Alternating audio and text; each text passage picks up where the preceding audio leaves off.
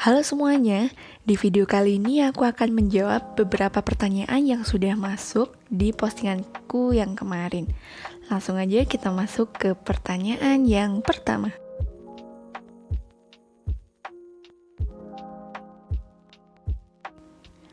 Aku sebenarnya dari SD sama SMP udah suka ngedekorasi header catatan pakai bolpen warna-warna, pakai stabilo, kayak gitu. Tapi baru ngerti yang namanya menggambar huruf itu dinamakan seni lettering waktu kuliah, sekitar 5 tahun yang lalu. Dan sejak saat itu aku mulai kepo alat-alatnya, terus teknik yang digunakan apa aja. Selain itu juga nyari inspirasi di Instagram maupun YouTube. Kemudian seru aku coba posting di Instagram, teman-teman aku bilang bahwa tulisanku bagus, jadi mulai termotivasi dan jadilah hobi sampai sekarang.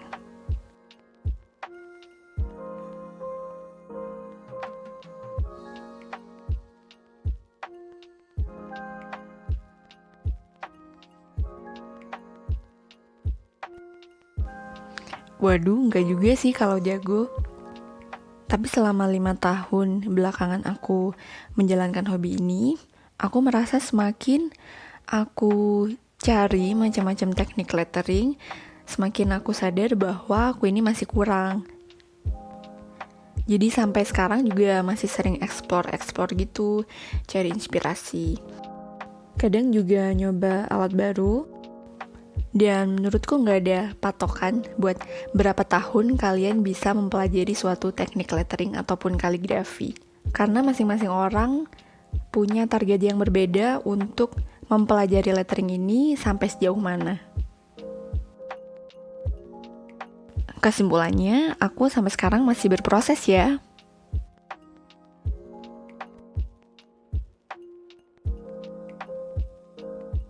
Jadi aku sebenarnya itu suka menggambar, tapi nggak begitu bisa menggambar benda.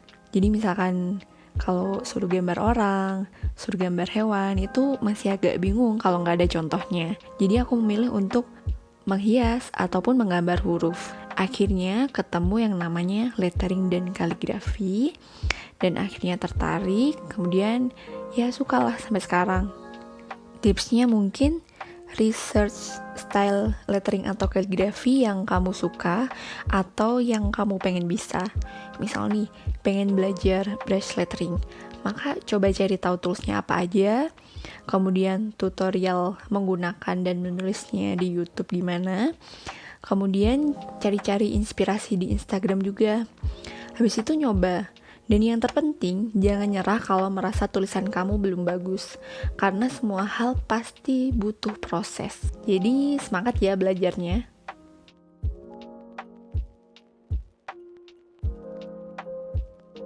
Kalau pengalaman pribadiku, aku dulu suka cari contoh-contoh gambar di Instagram, terus aku nyoba sendiri.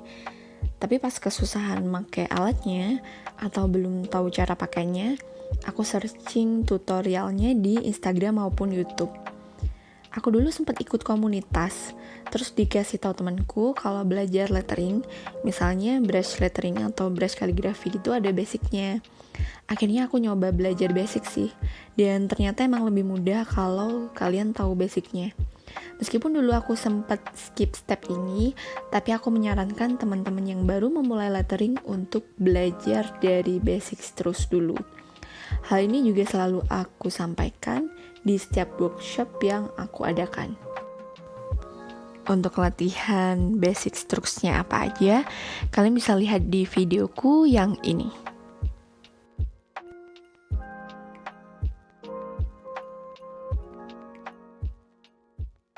Terkadang ide itu muncul waktu gak sengaja sih. Jadi waktu coret-coret ternyata patternnya bagus. Kemudian kalian juga bisa mencari ide dengan cara melihat karya orang lain, kemudian kalian modifikasi dengan style kalian sendiri. Jadi misalkan waktu lihat-lihat ada bentuk yang tertarik gitu, biasanya aku coba. Kalau misal pun aku kesusahan, aku sederhanakan sendiri jadi versi aku.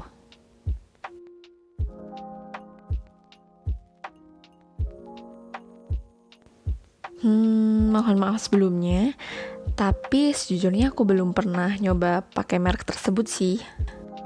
Bisa jadi faktor merek berpengaruh. Kalau dia kurang lentur, emang buat bikin downstrokes atau garis yang tebal itu emang agak susah.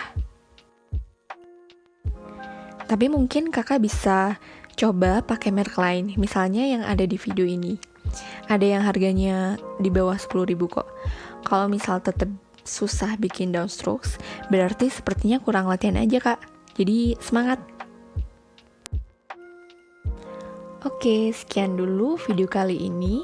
Terima kasih sudah menonton, dan jika kalian merasa video ini bermanfaat, jangan lupa like dan share. Jika ada pertanyaan lain yang masih mengganjal, bisa kalian tanyakan di kolom komentar.